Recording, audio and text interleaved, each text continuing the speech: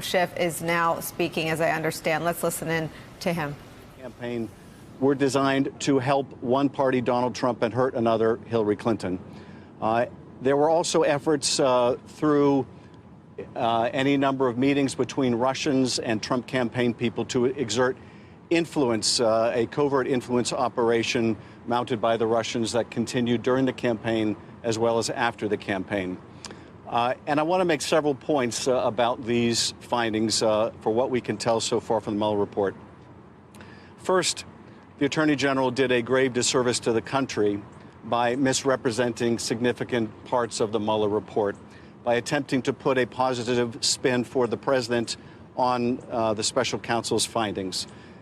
The Attorney General is not the president's personal lawyer, although he may feel he is.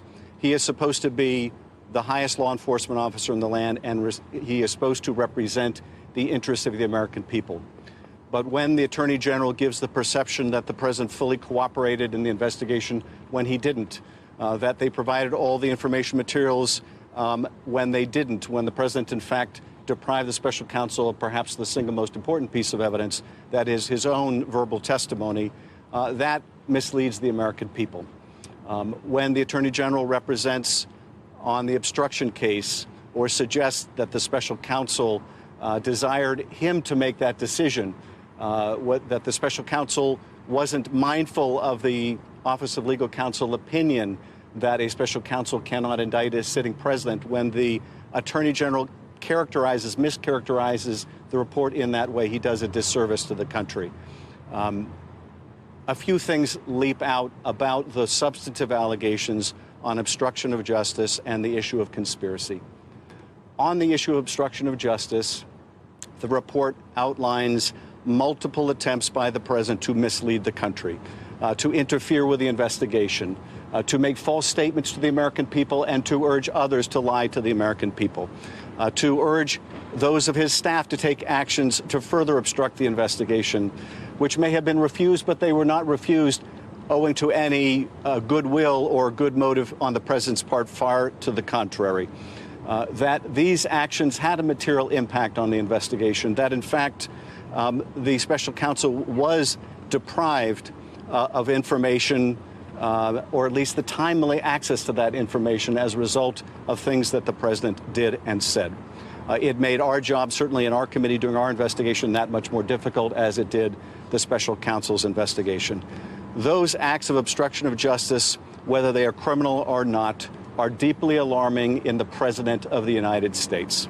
And it's clear that Special Counsel Mueller wanted the Congress to consider the repercussions and the consequences. It is clear the special counsel believed that no one was above the law, and that includes the President of the United States. The Attorney General's actions would make the president above the law, would make the president such that he cannot commit the crime of obstruction of justice. That was not the special counsel's view. If the special counsel, as he made clear, had found evidence exonerating the president, he would have said so. He did not. He left that issue to the Congress of the United States, and we will need to consider it.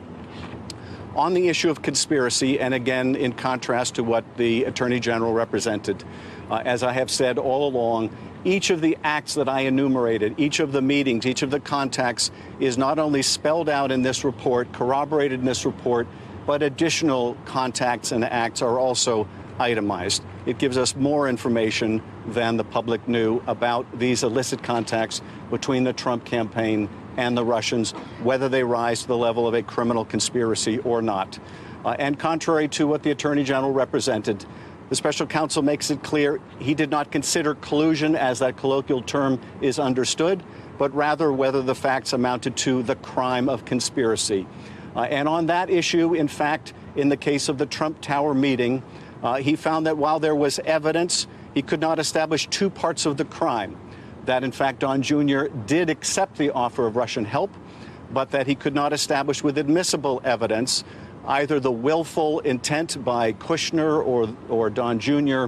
or Manafort to violate the law, or that the material they received was sufficiently damaging to meet the statutory definition. That is a far cry from saying there is no evidence. That is the special counsel's determination that notwithstanding the evidence on this issue involving Trump Tower and other interactions like the provision of polling data by Manafort, which we have learned today was far more ongoing than we knew, that the special counsel could not establish a criminal conspiracy beyond a reasonable doubt and to the satisfaction of a jury. So these are the overall conclusions. But let me just say, to sum up, and then I'll be happy to go to your questions. As I said some time ago, whether these acts are criminal or not, whether the obstruction of justice was criminal or not, or whether these contacts were sufficiently illicit or not to rise to the level of a criminal conspiracy, they are unquestionably dishonest, unethical, immoral, and unpatriotic and should be condemned by every American. That is not the subject of vindication. That is the subject of condemnation. And that is how I think we should view the Mueller report. And I'm happy to go to your questions. Did the Mueller report adequately address all your questions regarding conspiracy or collusion, or do you have additional questions you hope will be answered by your committee? There are sections certainly that are redacted in the report, some that clearly go to facts that are not being presented to the public, that would shed light on additional either illicit contacts or the nature of those contacts between the Russians and the Trump campaign. But other sections that are almost completely redacted go to the prosecutorial judgment.